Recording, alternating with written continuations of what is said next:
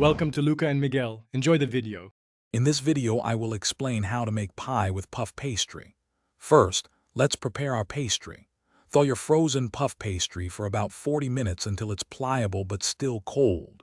Lightly flour your work surface and gently roll out the pastry to a consistent thickness of about 1/8 inch.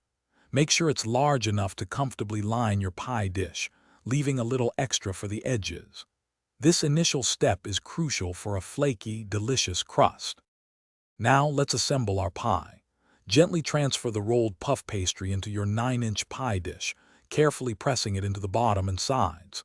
Trim any excess pastry, leaving approximately a 1-inch overhang. This extra pastry will be used to create a beautiful seal. Next, spoon your prepared pie filling into the pastry shell, ensuring you don't overfill it. Leave about a 1/2-inch space from the top edge for expansion during baking. For a classic two-crust pie, roll out a second sheet of puff pastry to match the size of your pie dish. Carefully place this top pastry over your filling, aligning its edges with the bottom crust. Now, it's time to seal the pie.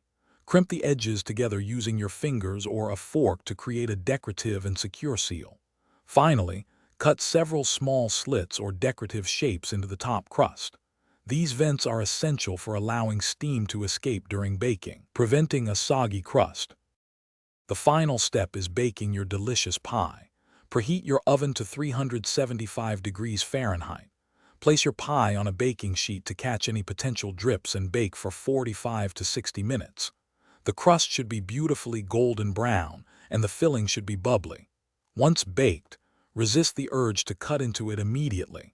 Let the pie cool completely on a wire rack for at least 2 hours. This allows the filling to set properly, ensuring perfect slices. Thanks for watching and please subscribe. It's the best investment you'll ever make.